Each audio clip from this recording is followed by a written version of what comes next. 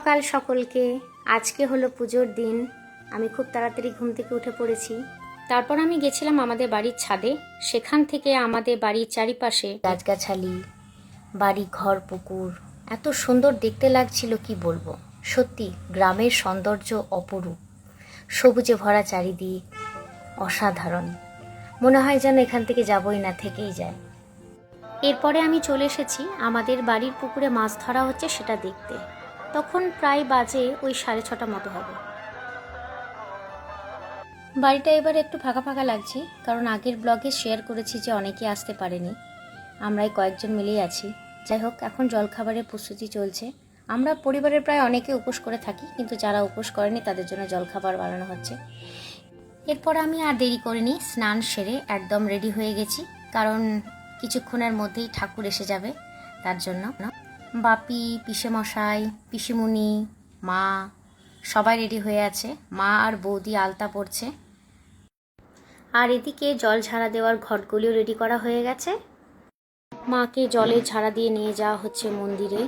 গ্রামের প্রায় সকলে রয়েছেন, আমার পরিবারেরও সবাই রয়েছে। মাকে গ্রামে আহ্বান জানানো হচ্ছে।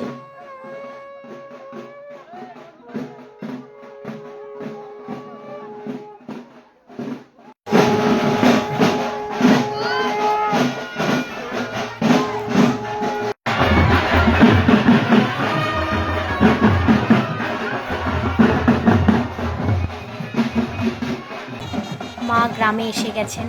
জয় মা শীতলা, সকলের মঙ্গল করো মা।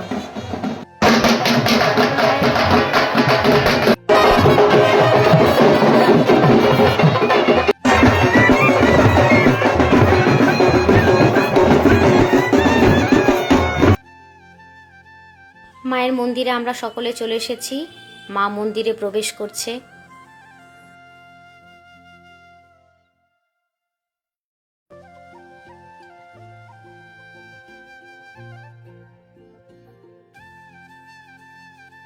পুজোর দিনে দুপুরের জন্য এই রান্নাগুলি সব হয়েছে।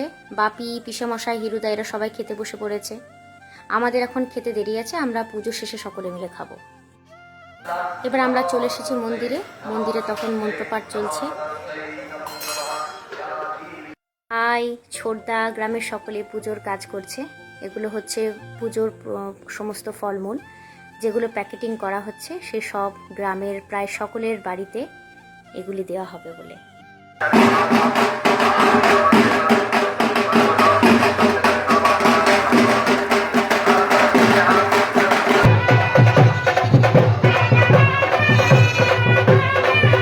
মায়ের কাছে যার যার যা মানসিক ছিল সেগুলো সমস্ত তারা পালন করছে। মা সকলের মনস্কামনা পূরণ করেন।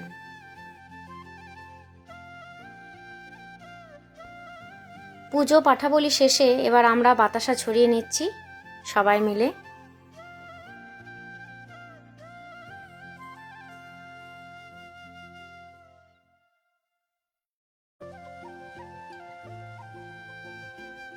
পুজো শেষে এবার মন্দির পরিক্রমা চলছে।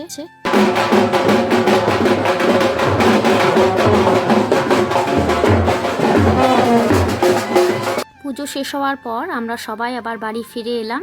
এসে আবার খাওয়া দাওয়া করেছি, আর এদিকে সন্ধেবেলার রান্নাও শুরু হয়ে গেছে।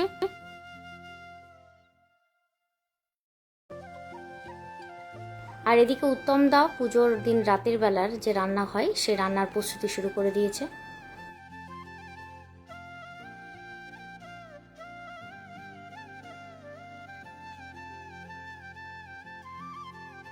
এখন ঘড়িতে বাজে প্রায় 1:30। ঠাকুর আসবে এক্ষুনি আমাদের বাড়িতে, তাই সব কিছু রেডি করে রেখে দিয়েছে সেজমা।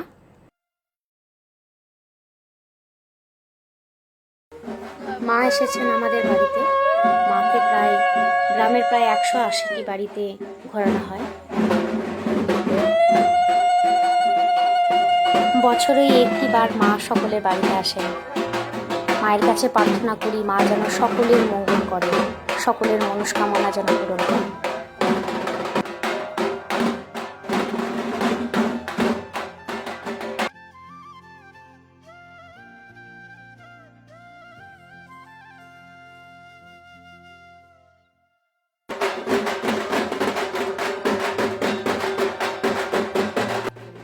এইভাবেই কেটে গেল পুজোর পুরো দিন, সকাল থেকে রাত পর্যন্ত। শুভ সকাল সকলকে। আজকে হলো পুজোর পরের দিন, আজকে আবার জামাই ষষ্ঠী আছে। কিন্তু আমাদের বাড়িতে জামাই ষষ্ঠীর যে রীতি সেগুলি পালন হয় না, কিন্তু মায়েরা সকলে ষষ্ঠী পালন করেন। সকাল সকাল ষষ্ঠী তলায় পুজো দিয়ে আসার পরে ষষ্ঠী রীতি অনুযায়ী পিসিমণি, মা, সেজো মা, এটা সবাই আমাদের সকলের হাতে হলুদ সুতো আর হলুদ টিপ পরিয়ে দিচ্ছে।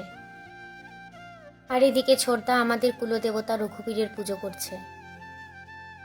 আজ যেহেতু ষষ্ঠী, তার জন্য পিসিমণি, মা, সেজো মা সবার আজকে নিরামিষ। ওরা চিড়ে, মুড়ি, দুধ, কলা, দই এগুলো নিয়ে বসে পড়েছে। মাও চিড়ে মেখে ফেলেছে। আমি মায়ের কাছ থেকে একটু চিড়ে মাখা নিয়েছিলাম, আমার দারুণ লাগে চিড়ে মাখা খেতে। তোমাদের কার কার এই চিড়ে, দুধ, কলা একসাথে মেখে খেতে ভালো লাগে অবশ্যই আমাকে জানিও। আমরাও এদিকে সবাই মিলে গল্প করতে করতে খেতে বসে পড়েছিলাম। সবাই একসাথে দেখা হলে খাওয়ার থেকে গল্পটাই বেশি হয়, তাই না?